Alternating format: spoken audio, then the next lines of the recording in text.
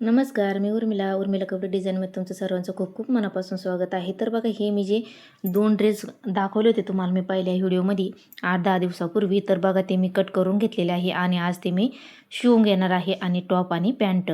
तर बघा व्यवस्थित असं मापाचं 40 साईजचं कट करून घेतलेलं आहे आणि हे अस्तर आहे त्याच्या मापाचं. बघा हे समोरचं आणि पाठीमागचा भाग आहे. तर आता हे पूर्ण ड्रेस मी रेडी करून घेणार आहे, कारण ब्लाऊज एवढे आहे की याचंवालं शूट वगैरे करायला जमलंच नाही. त्याच्यामुळे मी ह्या डायरेक्ट कट करून घेतला आणि आता हे डायरेक्ट शिवून घेणार आहे. तर बघा अस्तर व्यवस्थित असं खाली टाकून घ्यायचं आणि त्याच्यानंतर आता हे जे ब्लाऊज आपलं कापड आहे ते याच्यावरती ठेवून घ्यायचं आहे असं, आणि वरचा साईड आहे ते आपल्याला व्यवस्थित पॅक करून घ्यायचा आहे गळ्याचा, आणि मग तो व्यवस्थित सोयीचा करून घ्यायचा आहे. तर बघा व्यवस्थित मी असं याच्यावरती आथरून घेतलेला आहे आणि हा जो समोरचा भाग आहे तो या पद्धतीने असा ठेवायचा आणि याच्यामध्ये कॅनव्हास घालायचा आहे, म्हणजे गळ्याला व्यवस्थित फिनिशिंग येईन या पद्धतीने. तर बघा मी आता हे असं आथरून घेणार आहे याच्यावरती, त्याच्यानंतर याला कॅनव्हास घालून याला मी पलटून घेणार आहे. तर बघा व्यवस्थित आता मी मशीनवरती तुम्हाला दाखवते थोडंसं शॉर्टमध्ये, आणि डायरेक्ट हा ड्रेस पुन्हा रेडी करून घेणार आहे. हा समोरची जी पट्टी आहे ती पट्टी मी काढून घेतली, ती रेडी झाल्याच्या नंतर हा इथं समोरून लावून घेणार आहे. तर बघा आता मी हे शिवायला घेणार आहे. तर बघा हे पूर्ण ब्लाऊज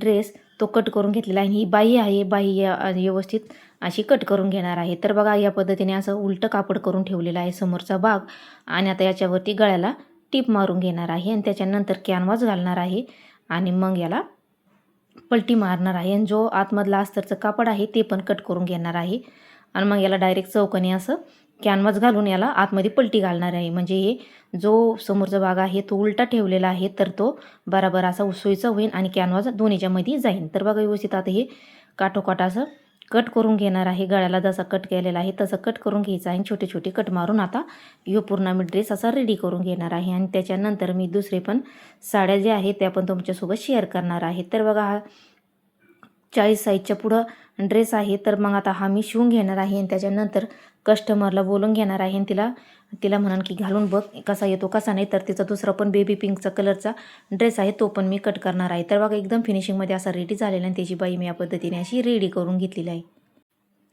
तर बघा एकदम फिनिशिंगमध्ये असा हा ड्रेस रेडी झालेला आहे आणि बाई बघू शकता तुम्ही या पद्धतीने मी अशी बाई कस्टमरने सांगितली होती या पद्धतीने बनवून घेतलेली आहे. आणि त्याच्यावरती असे छोटेसा असं जे शोचं बटन आहे ते लावून घेणार आहे आणि खालची अशी पट्टी लावून घेतलेली आहे. फिनिशिंगमध्ये असं एकदम छान फिनिशिंगमध्ये हा ड्रेस रेडी झालेला आहे. बघू शकता तुम्ही या पद्धतीने दोन्ही साईडचे कट एकदम छान असे कट आलेले आहे आणि पूर्ण ड्रेस रेडी झालेला आहे. आणि याच्यावरची पॅन्ट पण आता मी रेडी करून घेणार आहे.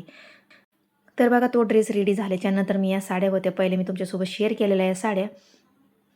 तर त्याच्यानंतर मी हे पिको फॉल करून घेणार आहे आणि हा माझा दुसऱ्या दिवशीचा व्हिडिओ आहे. तो ड्रेस मी एका दिवसात कंप्लीट केला, पॅन्ट आणि टॉप. आणि त्याच्यानंतर हा आषाढी एकादशीच्या दिवशी मी या साड्या पिको फॉल करायला घेतल्या होत्या. तर बघा व्यवस्थित मी आता या साड्याचे फॉल व्यवस्थित असे काढून घेतलेले आहे सगळ्याचे मॅचिंग, आणि त्याच्यानंतर व्यवस्थित आता याला हे फॉल रेडी करून घेणार आहे लावून.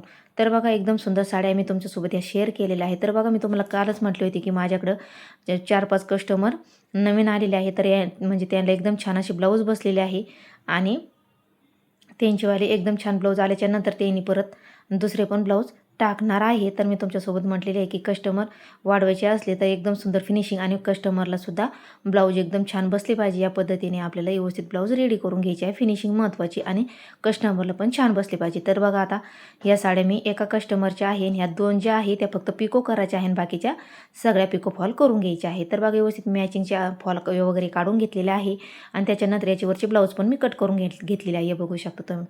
तर याच्यावाली व्यवस्थित असे हे कट करून घेतलेले आहे. 4ही ब्लाऊज, एक आहे साधं आणि 3 आहे अस्तरचे.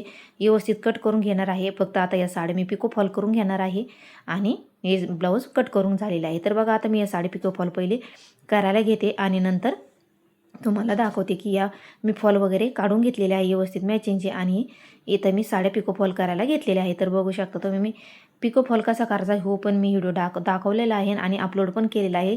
साड्या पिको फॉल कशा करायचा आणि हा शिलाई एका साईडनी कशी करायची. तर एकदम पटकन अशी होईन या पद्धतीने मी तुमच्यासोबत शेअर केलेला आहे. आणि साध्या याच्यावरती तुम्हाला पिको फॉल करायचा असला तर एका साईडने असे साध्या मशीनवरती टीप मारून घ्यायची आणि एका साईडने आपल्याला हात शिलाई तर करावंच लागते. पिको फॉलच्या मशीनवर करा किंवा साध्या मशीनवर करा, तर एका साईडने आपल्याला हात शिलाई करावंच लागते. तर बघा साध्या मशीनवर सुद्धा तुम्हाला पिको फॉल करता येईल. तर बघा व्यवस्थित असा हे पिको फॉल एक साडी माझी अशी करून झालेली आहे आणि आता मी पूर्ण साड्या अशाच या पद्धतीने सगळ्या पिको फॉल लावून घेते. तर बघा फॉल लावून घेतलेल्याच्या नंतर असं हाताने व्यवस्थित फिनिशिंग करून घ्यायची आहे आणि नंतर मग हात शिलाई करून घ्यायची आहे. तर बघा ही शेवट साडी आहे माझी फॉल लावण्याची.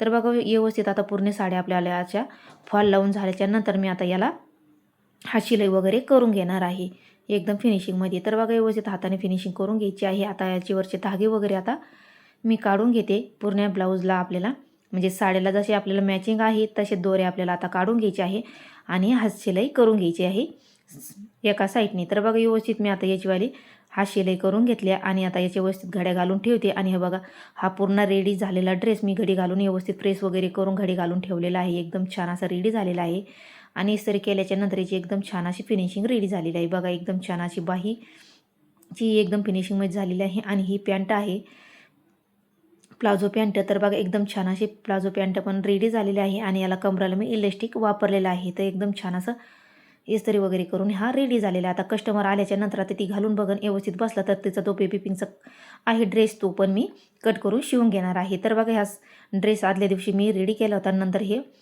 साड्या ज्या आहे ह्या फॉल करून घेतल्या होत्या.